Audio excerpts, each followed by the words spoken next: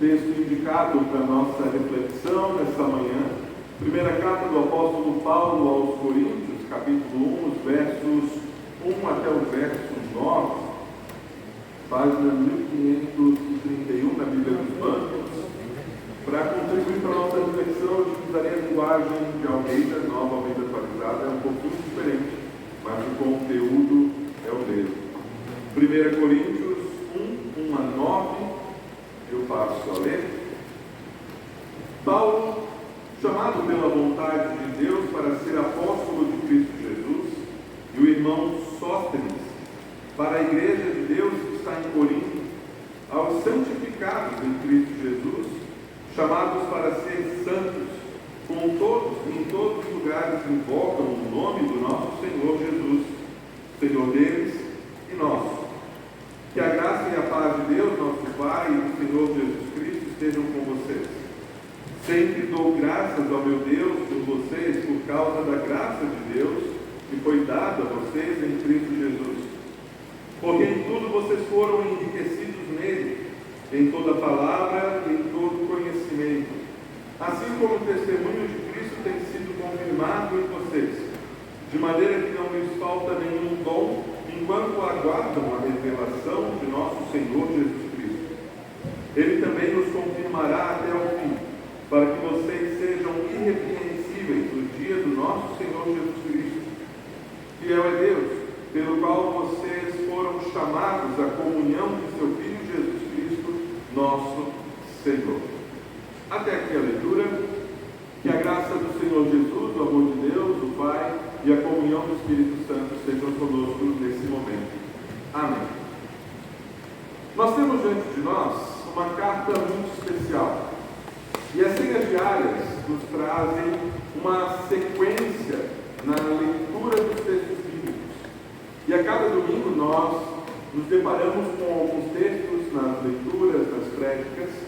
E pela graça de Deus, hoje, nesse domingo, começa a leitura contínua de 1 Coríntios. Essa carta ela é muito rica, teologicamente falando, culturalmente, para que nós possamos também refletir em nossos dias sobre a vontade, sobre os desígnios de Deus para nós enquanto o seu povo.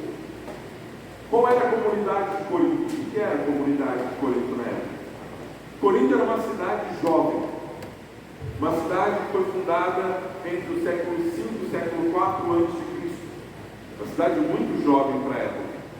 20 anos depois da sua fundação, ela foi elevada à capital de província. Então aí nós vemos que, além de ser jovem, era uma cidade muito importante, tanto nas rotas comerciais, quanto para a estrutura de organização social da época. O próprio apóstolo Paulo, na sua segunda viagem missionária, funda essa comunidade de Corinto, e ela tem uma característica diferente das demais. Eu vou descer um pouquinho aqui, eu gosto de ficar mais perto de vocês. Ela tem uma característica diferente. Ela é formada em sua maioria, não por judeus, não por pessoas que já estavam habituadas, mas por pessoas que vieram de diferentes culturas, diferentes nações, diferentes realidades, e se uniram em torno da palavra, e se uniram em torno daquilo que o apóstolo Paulo estava ensinando a respeito de Jesus Cristo. Isso é algo interessante para nós, porque por mais que nós sejamos uma comunidade histórica, uma comunidade com seus 200 anos de história, nós também trazemos esse elemento cultural, de termos pessoas de diferentes origens, de diferentes tradições, de diferentes culturas, que se reúnem, como diz a nossa confissão de Augsburgo, em torno da palavra e dos sacramentos. Isso nós temos muito em comum com a comunidade de Corinto. E é muito interessante que nós façamos essa leitura, a leitura contínua da carta, também a partir desta ótica, também a partir dessa visão. O que nós podemos aprender com a comunidade de Corinto, com aquilo que o apóstolo Paulo ensina, e como isso pode, para os nossos dias, trazer além do alento, além do conforto ao nosso coração, ensinamentos importantes para nós enquanto povo, enquanto igreja. Paulo tem um jeito muito especial de escrever. Aliás, se a gente fizer um parênteses aqui, quantos aqui já escreveram cartas à mão? Quem já escreveu carta, irmão? Só para eu saber. Quem escreve então hoje cartas, irmão? Ué, uma pessoa. O que aconteceu? Por que a gente falou? Seu filho também escreve carta? Só não. O que aconteceu que nós paramos de escrever cartas à mão? Tecnologia. Vou contar um segredo para vocês. Sabe qual que era a tecnologia avançada da época do Paulo? Carta. Ditado. Paulo ditava, tinha assessores que copiavam, mas a tecnologia avançada para a época era carta. E é interessante fazermos o paralelo, porque Paulo usou uma tecnologia atual para falar de uma mensagem eterna. Paulo usou de uma tecnologia atual para falar de uma mensagem eterna. E às vezes a gente não se dá conta disso, de que falar do amor de Deus não é algo complicado, não é algo ruim, é algo bom. Nós falamos do Deus que é eterno, do seu amor que é grandioso. Nós cantamos grandioso és tu. Nós falamos desse Deus. Nós usamos tecnologia do nosso tempo pelo WhatsApp. Você possivelmente já mandou um bom dia para alguém. Você possivelmente mandou um vídeo de uma música que te encantou. Isso é tecnologia. Paulo usou esse recurso para dizer para os coríntios: olha, primeira coisa que eu tenho a dizer para vocês, eu dou graças a Deus. Eu agradeço a Deus. O mesmo Deus que me chamou para ser apóstolo é o Deus que chamou vocês para serem um povo santo. Tem uma diferença na tradução, que ali coloca o povo santo como povo de Deus. Mas por que tem essa tradução diferente? É uma explicação do que significa ser santo. Vale lembrar que quando a Bíblia fala que nós, como povo, somos santificados, não significa que agora vão erguer um altar para cada uma de nós. Não somos nós que merecemos isso.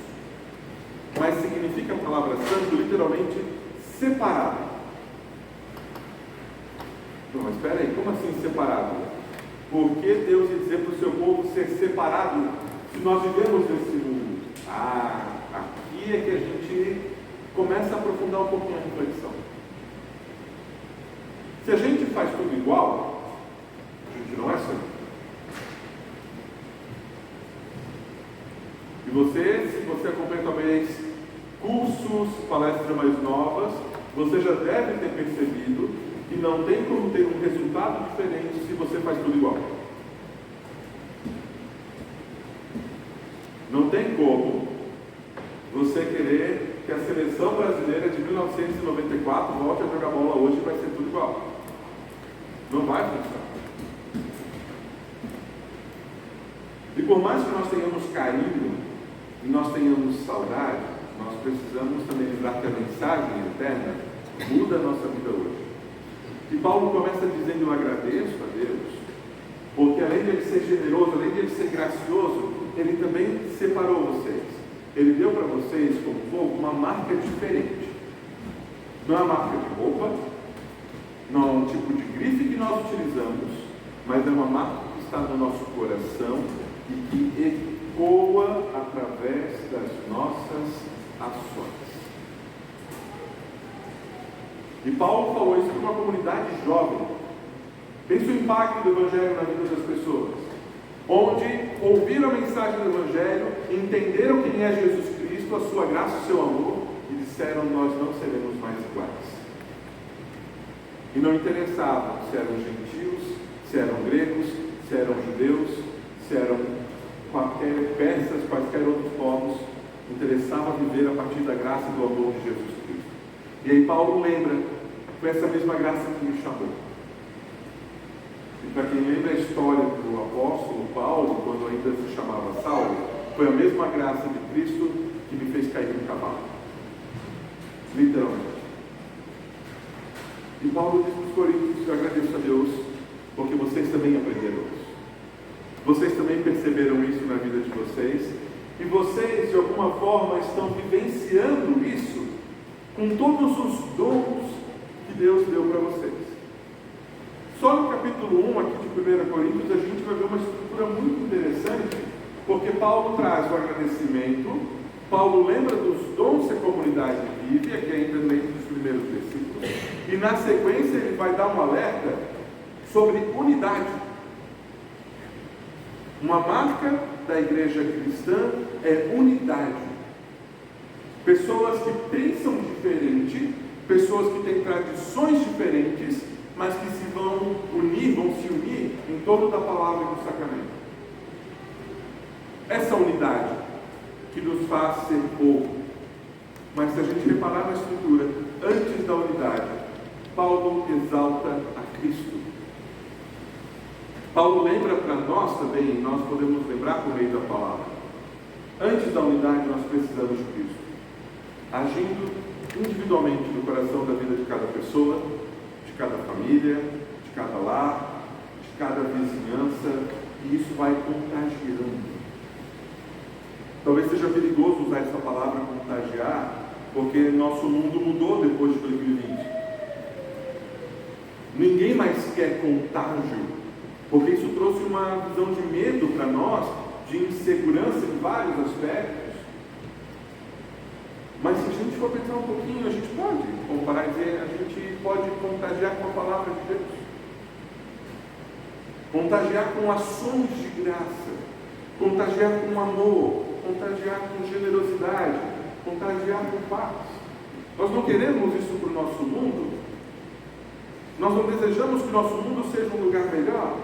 Então vamos refletir aquilo que Cristo faz em nossa vida, também através das nossas ações.